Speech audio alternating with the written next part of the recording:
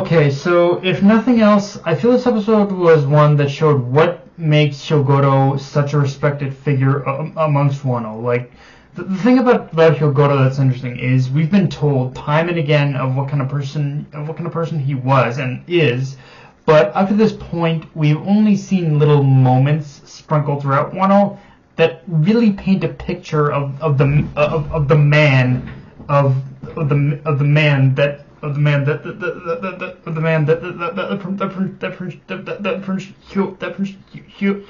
Hyogoro the Flower is.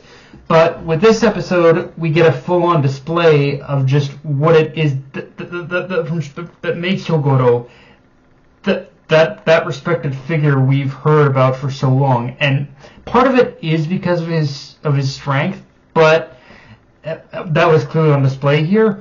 But one other thing that I think makes Hyogoro such a respected figure amongst amongst all the people of Wano is that despite everything, despite whatever name he's given, despite however he's branded, his first and last priority above all else is going to be in order to use his strength, what strength he has, what strength he can muster, for the sake of those he cares about and the country that he loves.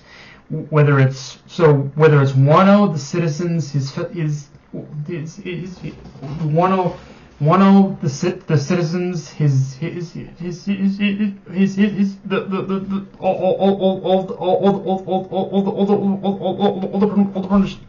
all the British leaders of the underground that have served under him. Like, this episode truly does show how much Hyogoro believes in the idea of not only mutual respect, but that he will literally throw everything, including himself, into the fray just to ensure he protects the things he loves. Like, when you get down to Hyogoro really is the definition of an old soldier. Like, and he knows it. He is someone who feels he has to protect those that will live long after he does, including Luffy and his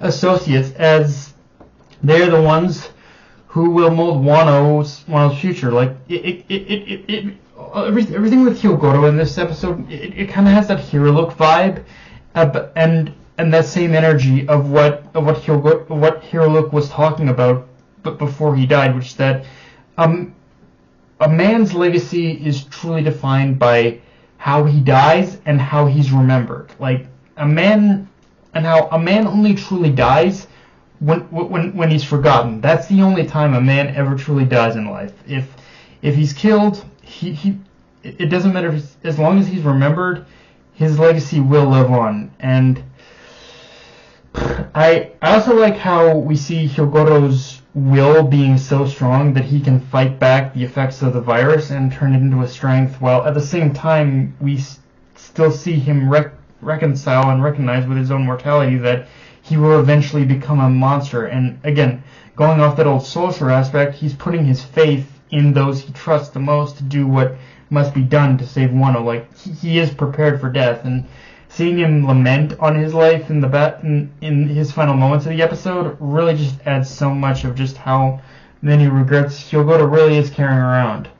Of course, with what's happening with Hyogoro also coinciding with Chopper having supposedly completed the serum concurrently to that, we know he's probably not going to die, but it is still a very powerful scene to see Hyogoro make the sacrifice that he does in this episode. Now, with that said, there's an interesting situation with the pacing of this week's chapter, because while a really great paced episode there would also be little moments here and there where I could kind of see the anime is already starting to kind of run into that pacing wall I talked about. Yet at the same time, at least for this episode, they still kind of made the best use of what of that slower pacing by focusing so much on Hyogoro and just making his moments as emotionally powerful as they were. So while I'm not under any overall great episode, I can still see moments, I guess, of that. And while I'm not under any illusions that Toei are gonna be able to make the best use of that slower pacing once the hiatus hits, if we can just at the very least every once in a while get episodes like this that tries to make use of that slower pacing, I'm okay with that. I just don't know how possible it's gonna be. With that said, the episode still had some great moments even outside the stuff with Hyogoro, because yeah, I'm just gonna say it. I will never get tired of Marco clowning on Queen and just seeing him being able to hold his own against both King and Queen like the way he did in this episode. Like, it really does show that despite having laid low for 2 years, he still is just as powerful as he was before the time skip, while still showing that, yeah, trying to tank both lead performers is a bit of a chore. And with Parasparrow approaching from behind, it's only going to get worse. Like, you can pretty much see where this is going. Like, Parasparrow is going to take advantage of him having his back turned, and I kind of forget how it's played out in the manga, but if it plays out how I think it's going to play out, then Parasparrow, you fucking asshole. And like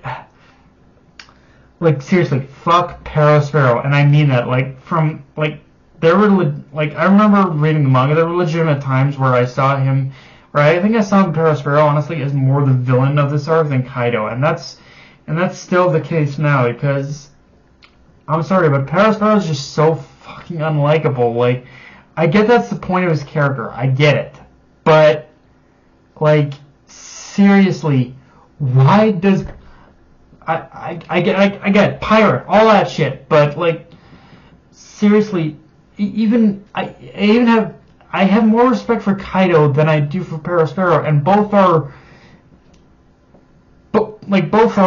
I guess evil, but it's like, with Kaido's motivations I understand why. With Parasparrow, he's just being a jackass. Like, I'm just counting down the times until we finally get to him getting his ass beat. Let's just leave it at that.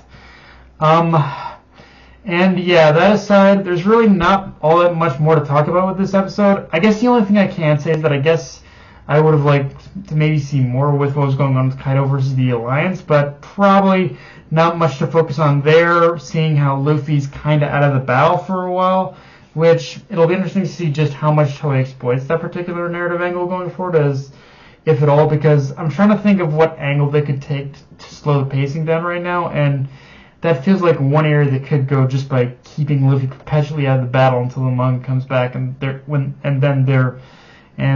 then they'll be in the clear for him to wake up. Although, supposedly, from what I hear, Chapter 1053 is coming out tomorrow, so the hiatus doesn't officially start until after Sunday, which I don't know how I feel about that, because last week's chapter was the perfect endpoint for this hiatus, and from what I've heard from the leaks of the upcoming chapter, it's really just kind of like a filler, fill-in-the-blanks kind of chapter with a very questionable reveal in my mind if it's true, but I don't know, maybe Oda knew that and just wanted to rip the bandit off, so to speak, and just get it out of the way, but we'll have to wait and see. But yeah, guys, that's pretty much all I got for this review. If you enjoyed the video, like, comment, subscribe, follow me on Twitter, and there's Crunchyroll. Be sure to notification bell, hit the subscribe button, and just share the video around, guys.